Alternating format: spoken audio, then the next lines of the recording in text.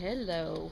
We're back outside again today. Hopefully I'm close to my face. Okay, so we're going to pick up on page 928, which is Cosette after the letter. Remember, Cosette was in that back little garden, and she found a letter.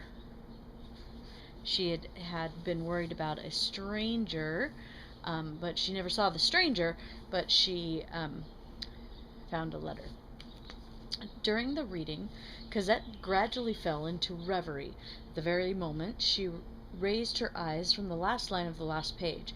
The handsome officer, it was his time, was passing triumphant before the grating. Cosette thought him hideous. She turned back to contemplate the letter. It was written in a gorgeous handwriting. Cosette thought in the same hand, but with different inks, sometimes very black, sometimes pale, as when ink is added to the inkwell, and consequently on different days. So it was a thought pouring itself out side by side, intermittently, without order, without choice, without aim, as chance would have it. Cosette had never read anything like it. The manuscript, in which she found still more clarity than obscurity, seemed to her like a half-open sanctuary. To her eyes, each of these mysterious lines was resplendent and flooded her heart with a strange glow. The education she had received had always spoken to her of the soul and never of love, almost like speaking of the log and not the flame. This manuscript of 15 pages suddenly and sweetly revealed to her the whole of love, the sorrow, the destiny, the life, the eternity, the beginning, the end. It was like a hand that had opened and suddenly thrown her a handful of sunbeams. In these few lines she felt a passionate, ardent, generous, honest nature, a consecrated will, an immense pain, and a boundless hope, an oppressed heart, a joyful ecstasy. What was this manuscript? A letter with no address, no name, no date, no signature, intense and disinterested, an enigma composed of truths, a message of love made to be brought by an angel and read by a virgin, a rendezvous given beyond the earth, a love letter from a phantom to a shade.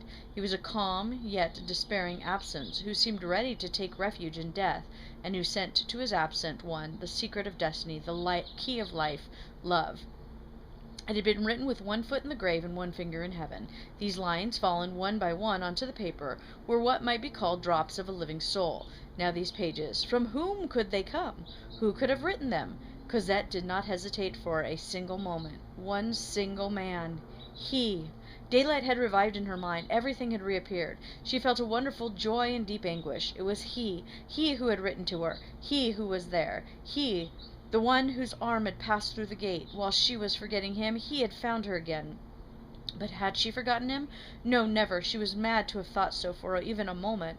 She had always loved him, always adored him. The fire had been banked and had been smoldered for a while, but she clearly saw it had only sunk in the deeper, and now it burst out anew and fired her whole being. This letter was like a spark dropped from that other soul into hers. She felt the conflagration rekindling. She was pierced by every word of the manuscript. "Oh, yes," she said, "how I recognize all this. This is what I had already read in his eyes." Okay, so with the letter, she then falls in love with Marius again, because she's sure that it is him, and it is actually indeed him. So we skip a whole bunch because it goes into a lot of politics again. And it's just her babbling again about how much she loves him, and the letter was so fantastic. So we're going to start out with Book 8, Enchantments and Desolations, number 1, Sunshine, which is on page 996 in this book, in the Gray Book. The reader will remember that Éponine, having recognized through the grating the inhabitant of the Rue Plumet to which Magnon had sent her, had begun by diverting the bandits from the Rue Plumet, had then taken Marius there, and that, after several days of ecstasy in front of that iron gate, Marius, drawn by the force that propels iron toward the magnet, and the lover toward the stones of his loved one's house, had finally entered Cosette's garden as Romeo did Juliet's. It had even been easier for him than for Romeo. Romeo was obliged to scale a wall. Marius had only to slightly push aside one of the bars of the decrepit gate, which was loose in its rusty socket, like the teeth of old people. Marius was slender and easily slipped through. As there was never anybody in the street, and as, moreover, Marius entered the garden only at night, he ran no risk of being seen. From that blessed holy moment when a kiss betrothed those two souls, Marius came every evening. If at this period of her life Cosette had fallen in love with an unscrupulous man, a libertine, she would have been ruined, for there are generous natures that give themselves, and Cosette was one. One of these generosities of woman is to yield. Love, at the height where it is absolute, is associated with an inexpressible celestial blindness of modesty. But what risks you run, O noble souls! Often you give the heart, we take the body. Your heart remains to you, and you look at it in the darkness and shudder. Love has no middle term. Either it destroys or it saves. All human destiny is in this dilemma. This dilemma, destruction or salvation, no fate proposes more inexorably than love. Love is life, if it is not death. Cradle, coffin, too. The same sentiment says yes and no in the human heart. Of all the things God has made, the human heart is the one that sheds most light and alas most night.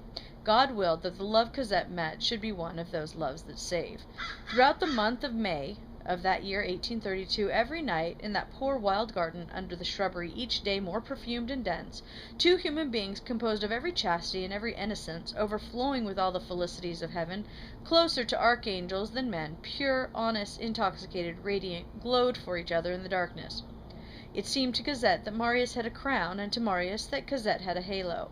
They touched, they gazed at each other, they clasped hands, they pressed close together, but there was a distance they did not pass. Not that they respected it, they were ignorant of it. Marius felt a barrier, Cosette's purity, and Cosette felt a support, Marius's loyalty.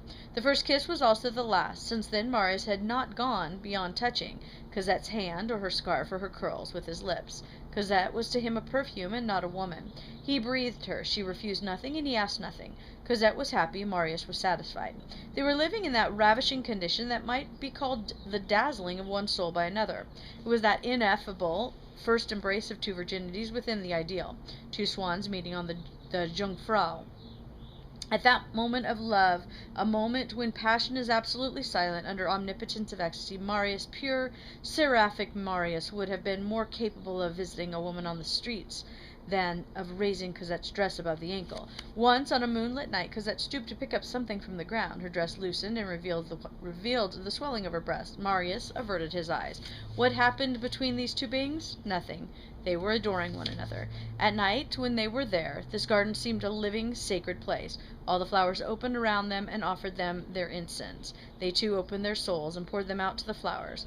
The lusty, vigorous vegetation trembled, full of sap and intoxication around these two innocent creatures, and they spoke words of love which these trees thrilled. Okay, so they're falling in love. That's the rest of the whole thing, is they're falling in love. So then we're going to start at chapter 2, The Wonder of Total Happiness, on page 1001.